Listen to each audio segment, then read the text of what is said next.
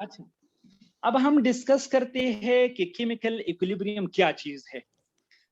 तो बेसिकली अगर हम इसको सिंपल तरीके से डिफाइन करना चाहेंगे तो हम कहेंगे कि this is basically a state, ये एक वक्त है, ये एक लम्हा है, ठीक है, ड्यूरिंग अ रिवर्सिबल रिएक्शन, एक रिवर्सिबल रिएक्शन के दौरान, एक वक्त, एक लम्हा, when जब rate of forward reaction will become equal to the rate of reverse reaction, जब rate of forward reaction rate of reverse reaction का इक्वल हो जाएगा तो उस वक्त रिएक्शन की हालत को हम कहेंगे कि इक्विलिब्रियम हैज बीन एस्टेब्लिश्ड। तो हम कहेंगे chemical equilibrium has been established. एक पॉइंट अपने साथ नोट करो, वो एमसीक्यूज भी है। ये जो केमिकल इक्विलिब्रियम होता है ये बेसिकली डायनेमिक केमिकल इक्विलिब्रियम होता है। डायनेमिक इसीलिए इसको कहते हैं क्योंकि रिएक्टेंट मुसलसल प्रोडक्ट में कन्वर्ट हो रहे हैं और प्रोडक्ट मुसलसल रिएक्टेंट में कन्वर्ट हो रहे हैं। ऐसा नहीं है कि रिएक्टेंट बी स्टॉप हो गई और प्रोडक्ट बी स्टॉप हो गई, नहीं, reactant are continuously converted into the product and product are reconverted into the reactant. So actually there is no static condition, condition static नहीं है, condition is dynamic. So that is why ये जो chemical equilibrium है ये basically dynamic chemical equilibrium है। अगर MCQs में आ जाए कि ये जो केमिकल इक्विलिब्रियम है ये स्टैटिक है कि डायनेमिक है कि बोथ है, तो आप कहेंगे दिस इज डायनेमिक, क्योंकि reactant are completely converted into the product and product are reconverted into the reactant. आप समझ गए? अब मैं आपको एक बात बताता हूं, per equilibrium, kindly note this, it is very important.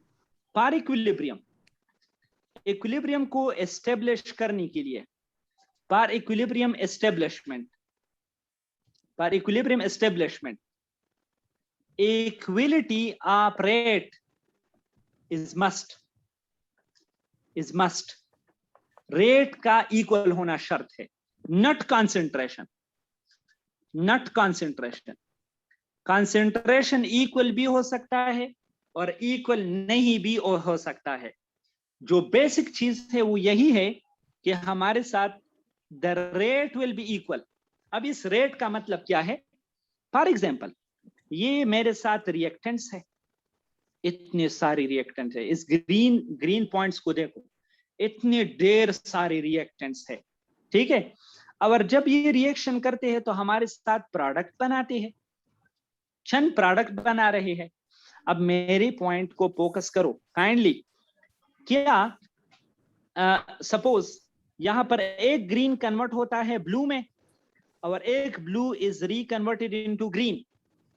अब देखिए इसका रेट क्या है, रेट ऑफ फॉरवर्ड रिएक्शन क्या है? That is equal to rate of reverse reaction. मगर अगर आप कंसंट्रेशन को देखेंगे तो क्या कंसंट्रेशन दोनों साइड में सेम है? नो सर, नहीं। तो कंसंट्रेशन का इक्वल होना, कंसंट्रेशन का इक्वल होना केमिकल इक्विलिब्रियम के लिए शर्त नहीं है। अलबत्ता रेट का इक्वल होना ये क्या है? केमिकल इक्विलिब्रियम के लिए फर्ज है। आप मेरी बात को समझ गए कि नहीं? Now let discuss some basic types of chemical equilibrium. Types, असल में केमिकल इक्विलिब्रियम के दो टाइप्स होते हैं। एक होते हैं होमोजीनस केमिकल इक्विलिब्रियम और एक होता है, बोलो, हेटेरोजीनस केमिकल इक्विलिब्रियम। अब ये होमोजीनस केमिकल इक्विलिब्रियम किस चीज को कहते हैं और ये हेटेरोजीनस केमिकल इक्विलिब्रियम किस चीज को कहते हैं?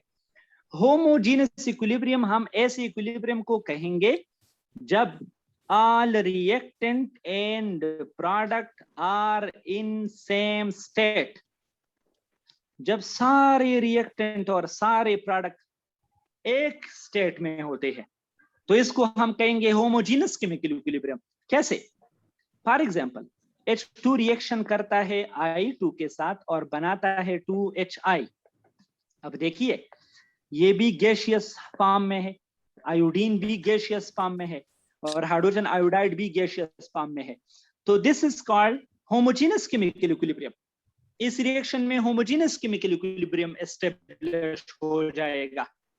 लेकिन जब जब रिएक्टेंट्स और product, when reactants and products, when reactants or product are in different state, किसी एक बंदे का डिफरेंट स्टेट में होना वो कौन सा इक्विलिब्रियम बनाएगा? Heterogeneous chemical equilibrium. ठीक है, हेट्रोजीनस केमिकल इक्विलिब्रियम कैसे? फॉर एग्जांपल, मैं एक एग्जांपल लेता हूं, जब हम CaCO3 को डीकंपोज करेंगे तो बनेगा CaO और carbon dioxide.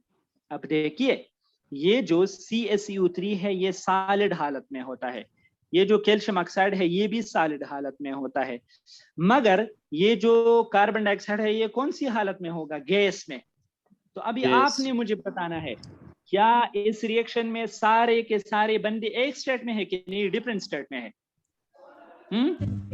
They are in different state.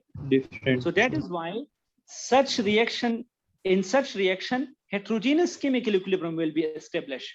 इसमें heterogeneous chemical equilibrium establish हो जाएगा।